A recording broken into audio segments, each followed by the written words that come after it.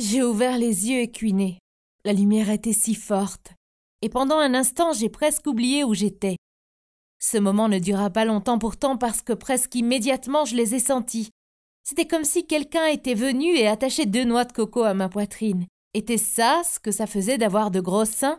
Je l'ai fait! Je l'ai vraiment fait! J'étais maintenant la fière et un peu en douleur propriétaire d'une paire de seins taille 75D. J'ai essayé de m'asseoir droite avec le dos du lit d'hôpital, mais ça faisait mal. Le chirurgien m'avait prévenu que je me sentirais courbaturée pendant la première semaine environ, mais je n'avais pas prévu que ce serait si douloureux. Comment allais-je même sortir du lit? Une infirmière passa et me vit en difficulté. Elle m'a calée contre le lit et me dit qu'il fallait que je me repose. Ensuite, elle me fit un sourire rassurant et me dit que j'avais belle allure. Ah bon? Je me demandais. Ou tout ça avait été une erreur? Je m'autorisais à me perdre dans mes pensées un petit temps, en pensant à tous ces moments au lycée où j'avais laissé mes insécurités avoir le dessus sur moi. Ce n'était pas que j'étais moche ou quoi que ce soit, mais avais-je toujours été la fille la plus plate de toute l'école?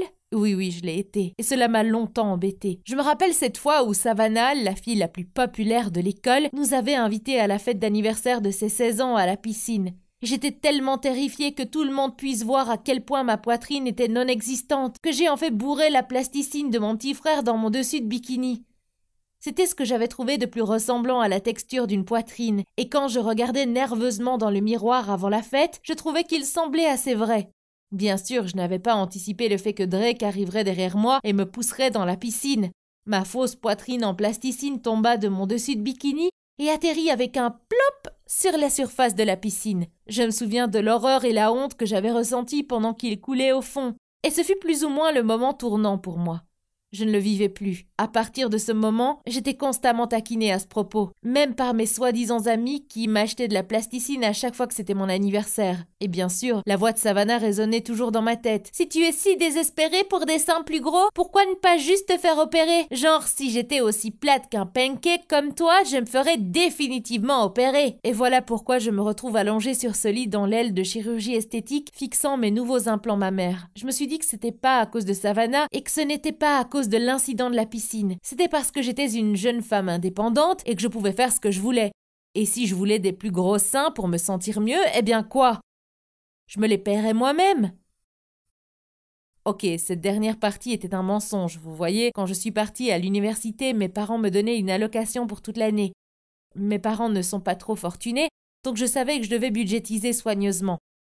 Bien, je suis sûre que vous devinez ce que j'ai fait. Je suis allée à l'université, repérer le chirurgien esthétique le plus proche et fixer un rendez-vous. J'étais censée amener quelqu'un avec moi pour qu'il puisse me ramener à la maison, mais il n'y avait personne avec qui je me sente assez confortable pour en parler. Bien sûr, les gens le remarqueront bientôt. Ce n'est pas comme si je pouvais les cacher aux gens, ils étaient énormes. Je suis plutôt petite, donc ils se remarquent fort. Cette première semaine, je portais des pulls bouffants pour les cacher. Ils étaient un peu meurtris par la chirurgie, donc je ne voulais pas que qui que ce soit les voie tant qu'ils ne seraient pas entièrement guéris. Je séjournais dans un dortoir avec 2 filles de première, et donc il n'y avait pas moyen qu'elles ne remarquent rien. Elles ont crié quand je leur ai montré et l'une d'entre elles a dit « Les mecs vont être tous sur toi !» Et ils l'étaient. Après qu'ils aient guéri, je me sentais beaucoup plus sûre de moi pour porter des décolletés profonds pour la première fois de ma vie. Je n'avais plus besoin maintenant de cacher ma poitrine plate. Je me sentais féminine et peut-être que maintenant j'aurais enfin un petit ami. Aucun garçon n'avait été intéressé par moi en secondaire et je m'étais convaincue que c'était parce que je n'avais pas de poitrine. Eh bien, salut les mecs, regardez-moi maintenant. Et ils ont regardé. Ils regardaient beaucoup. J'étais encore timide, donc à chaque fois que je surprenais quelqu'un les fixant, je rougissais. Finalement, j'ai commencé à apprécier l'attention que je recevais. Ça me donnait l'impression que je comptais et que j'étais attirante.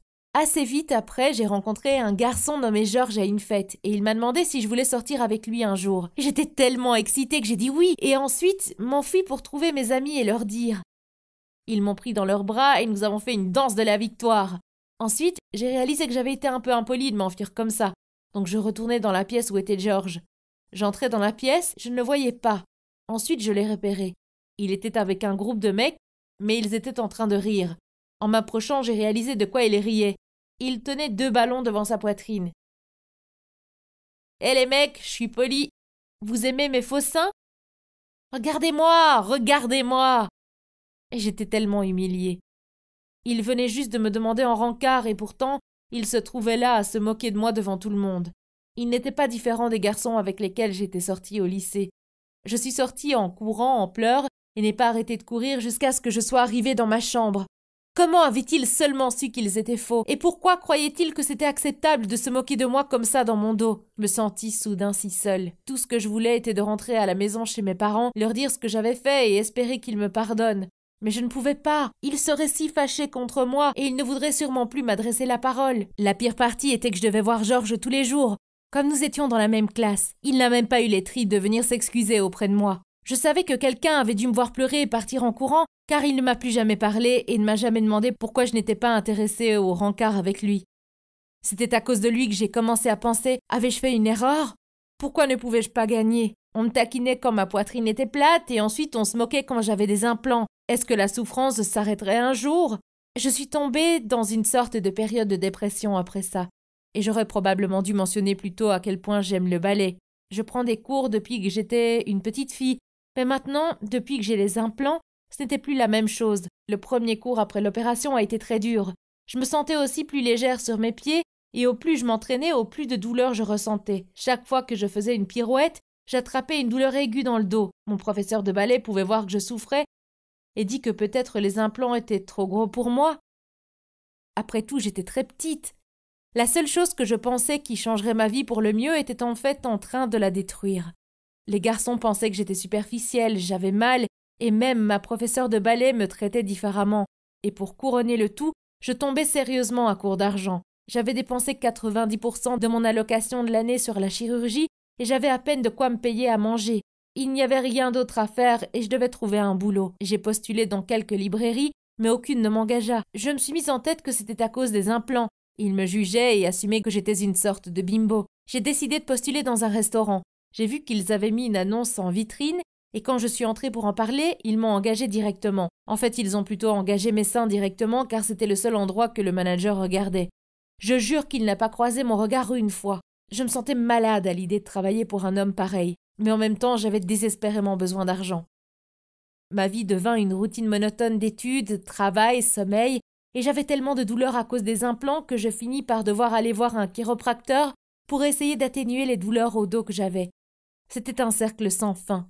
Et chaque dollar épargné allait à la recherche d'un soutien-gorge plus confortable pour supporter mes implants ou dans des antidouleurs. Noël arrivait et cela voulait dire que j'allais devoir voir mes parents. Il n'y avait aucun moyen que je puisse le leur cacher. Et ils étaient déjà plutôt fâchés parce que mes notes n'étaient pas aussi bonnes qu'elles l'étaient. Je ne pouvais pas leur dire que je passais toutes les heures libres à travailler au lieu d'étudier parce que j'avais dépensé tout leur argent à essayer de booster ma confiance en moi. C'était clairement un désastre. Juste avant Noël, je faisais un de mes derniers jours de travail de l'année. Je me sentis soulagée de sortir de là. J'en avais marre que mon manager fixe ma poitrine, et ce jour n'était pas différent. Je n'ai jamais été si contrariée de ma vie. Toutes ces peurs que j'avais que les gens me perçoivent comme superficielle et en besoin d'attention remontaient à la surface, particulièrement comme je n'y étais pas habituée avant l'opération. Pendant que je marchais dans la neige pour rentrer, les larmes coulaient sur mes joues. J'ai pris la décision d'en parler à mes parents et de leur demander de m'aider pour retirer ces stupides implants. Me faire des implants mammaires était la pire chose que j'ai jamais fait de ma vie. Je ne pouvais plus vivre comme ça. Eh bien, mes parents étaient bien sûr furieux. Mais plus que ça, ils étaient contrariés. Contrariés que je sois une adolescente si peu sûre d'elle, et contrariés que j'ai pu trahir leur confiance comme ça. Ce Noël, ils ont pu voir combien la douleur et l'humiliation mes implants m'apportaient, et sans que je leur demande, ils ont proposé de payer pour que je les fasse retirer. Je n'y avais même pas pensé. Je pensais que c'était la bonne décision et j'étais incroyablement reconnaissante envers mes parents de me supporter, même après la façon dont je les avais trahis. Je ne peux pas expliquer la légèreté que j'ai ressentie quand ils ont été retirés, pas seulement physiquement, mais aussi psychologiquement. J'avais l'impression qu'un poids m'avait été enlevé. Je pouvais à nouveau respirer et m'entraîner au ballet. J'ai même eu un travail dans une bibliothèque pour que je puisse rembourser mes parents pour la chirurgie d'extraction.